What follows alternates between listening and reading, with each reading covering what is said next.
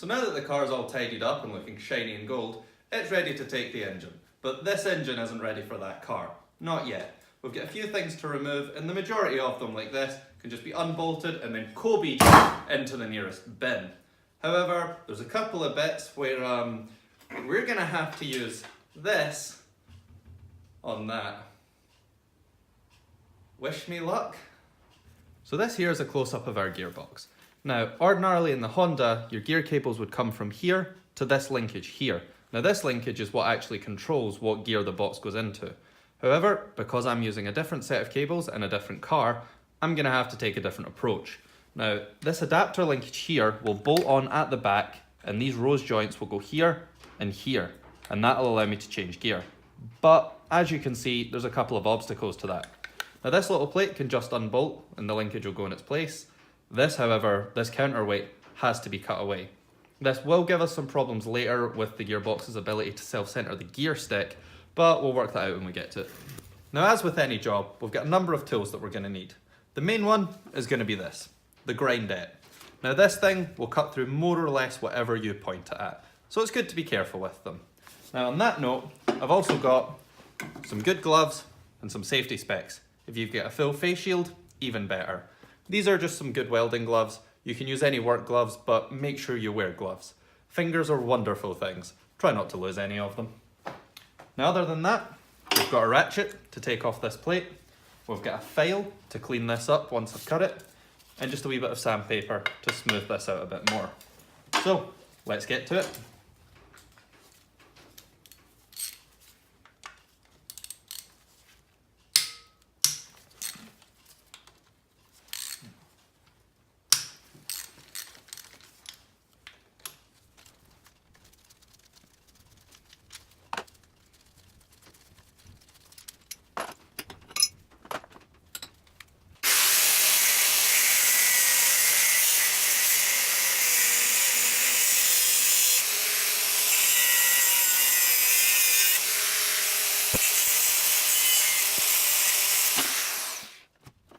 So as you can see, these aren't really things to be played about with, although you can make some wonderful stuff with them. Gone straight through that like it wasn't there. Now, this can be chucked out and we can get on to filing.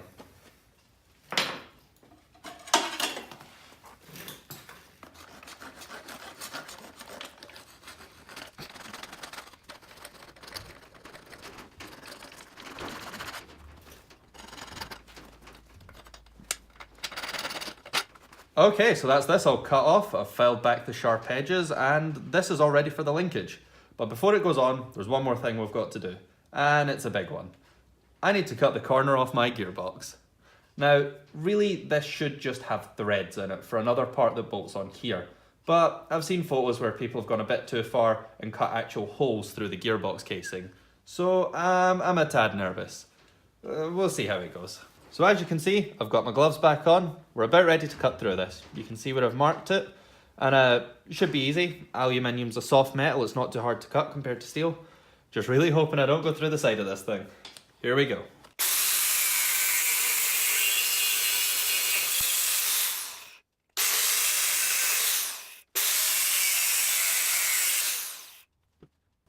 So an issue I wasn't expecting to run into here is this is too long for the slitting disc I've got. The central point that holds the actual thing on the main spigot of the tool is hitting the end of my gearbox.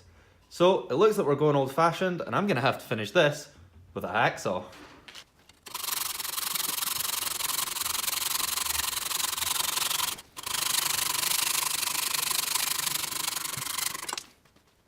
Okay, so let's just put that down to this gearbox getting me back for talking about how easy it was to cut through aluminium.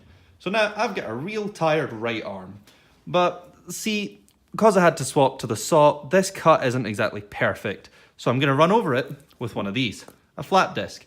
These are technically just for sanding down and smoothing, but the thing about anything on a grindette is you can smooth a whole lot. So even with this, I've got to be careful not to go too far because it will chew through this stuff.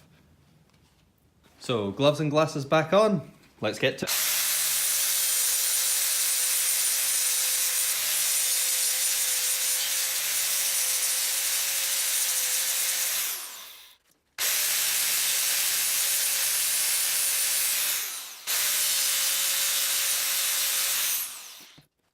Now, that took a wee bit longer than I thought it was going to, because it went from just a slight smooth over to, I realised my saw cut was a little diagonal, so I just straightened that up. Now, that all done, I can move on to putting the gear linkage on. So with the counterweight and this little plate removed, we can now test fit the linkage. Now, it just bolts in, straight where that plate used to be, and then this has an unobstructed run to there, and this to there. Now with everything out of the way, looks pretty good. So now it's time to split this linkage in two, bolt the bottom plate to the gearbox, and get all this fitted up.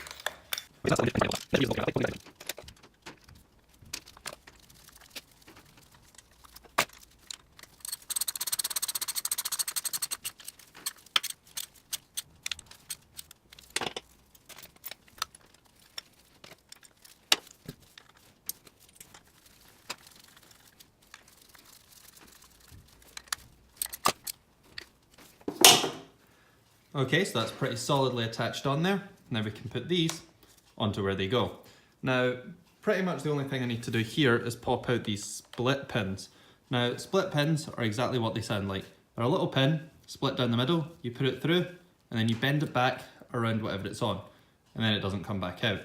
Now, split pins are fine, but they're a bit of a faff, and you need to keep rebending them every time you take them out, and eventually they get rusty. And they go like this, and you've got to peel them out and get a set of pliers. So, alternatively, you get these wonderful little things called R-clips. Now, R-clips are clips that are shaped like an R. Yeah, the folk that come up with the names for these aren't that inventive, but they're brilliant little things. You just pop them in, and you can pull them off and on as many times as you want. And they don't deform, well, provided you don't do anything too mental with them. And they're a lot easier to deal with than split pins. A lot more reusable too.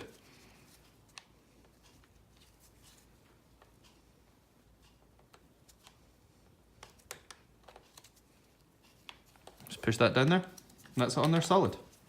Now we do the same over here.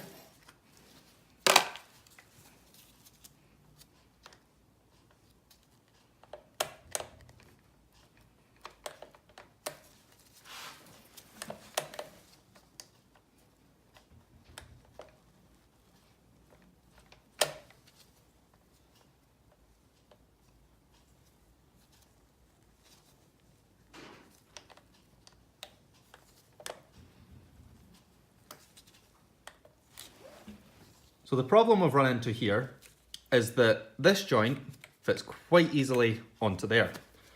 However, this joint has absolutely no chance of fitting over this. Now, originally what I was going to do was I was going to measure this and get another one of these that would fit over it. But for some reason, finding one that fits over that and also fits this hex rod has been next to impossible. So plan B is to take this bolt, cut off this post, and drill it through.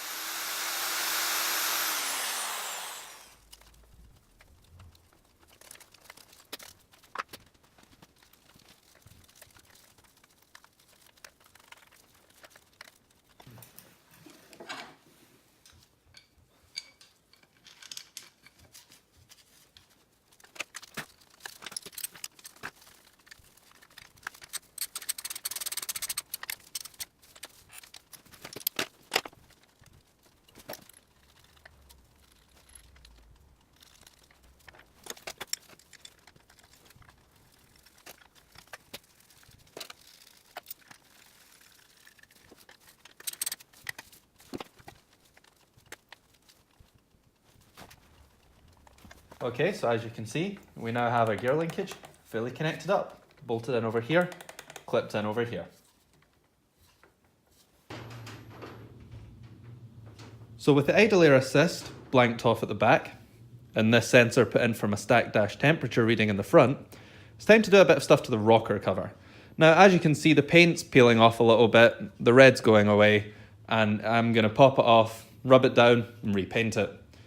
And also while I'm there, I'm going to get rid of the Honda badge just to make this installation a bit more discreet.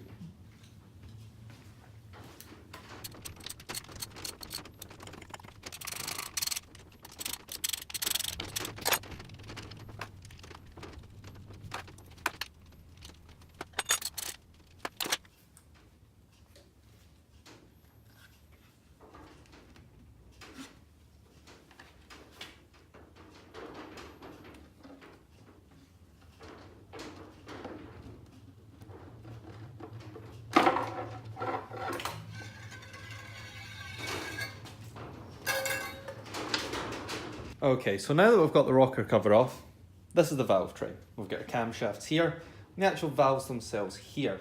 Now you can see a little bit of where the camshafts have been rubbing, but it all looks okay to me. I mean, there's no real excessive wear in here, or definitely nothing that would necessitate changing. So all you want to do here is make sure that that's covered for the full time that the rocker covers off, just to make sure you don't get anything in there, because that would be bad, very bad. Never want any foreign objects in your engine. A good rule of thumb. Okay, so I've given this a quick go over with clutch cleaner, and as you can see, a lot of this stuff's pretty ingrained, but we just need rid of any oiliness, and it makes it nicer to work with once we start sanding. Now, first of all, I'm just going to buff off the Honda logo with a flap wheel, just to make this a bit more of a discreet installation. Then what I'm going to do is maybe hit this with a wire wheel and then finish off with a bit of sandpaper, just to really key it up and give it a decent surface for the paint to go onto.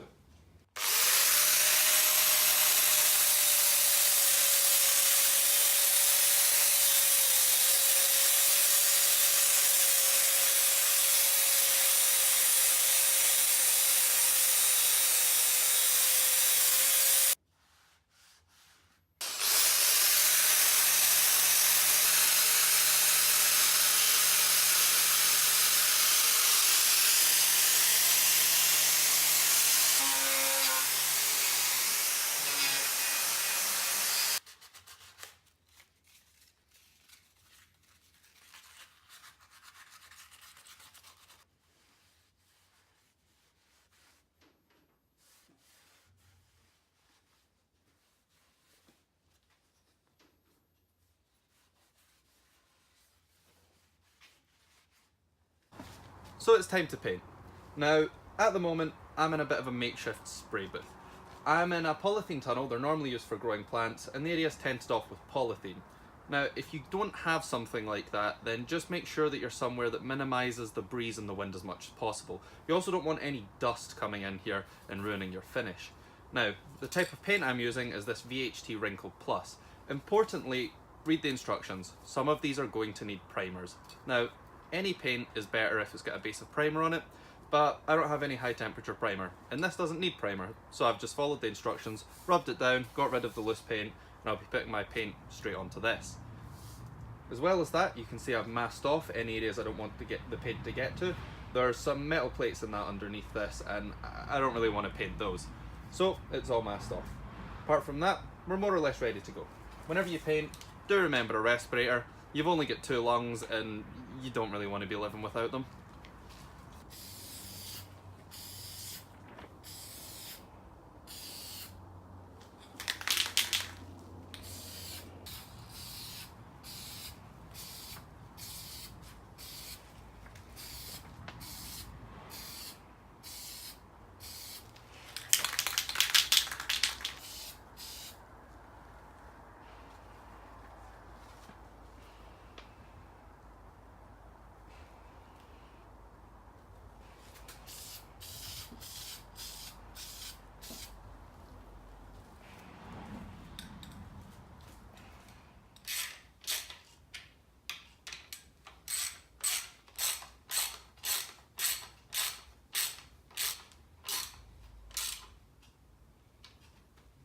Well, that's the rocker cover all bolted down. So now, a couple of finishing touches, like the oil cap.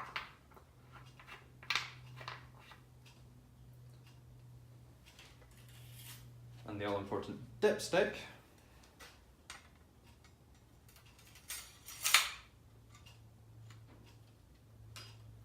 And that's us more or less ready to go. However, one problem. This didn't actually come with any bolts for the coil packs, which means that I now get to search through the bolts box.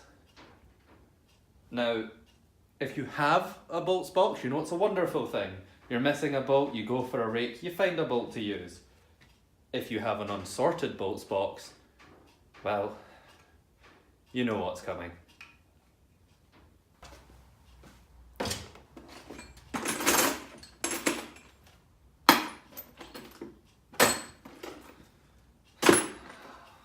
Come on!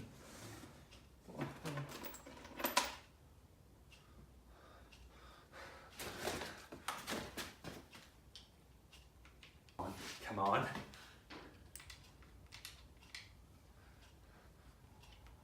It's the right thread. Please, come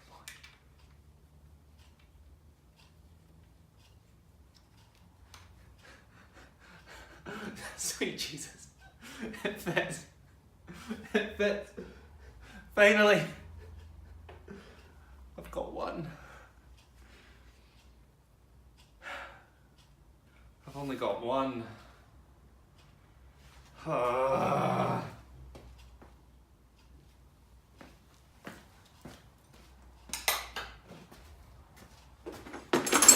Okay, three more. Three more, just three more. Nope. Nope. Nope.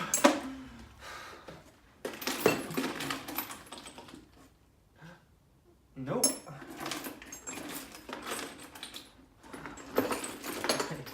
What? Oh. Another? Another! One more. So close. We need it. We want it. Where is it? We found it. The precious. The precious. Yes. It's ours. It's ours in. Yes. Yes. It. Thread. Thread. It's threading. It's coming in. We found it. We've. The precious. Yes. Yes. The precious. The precious. Yes. So close. So close.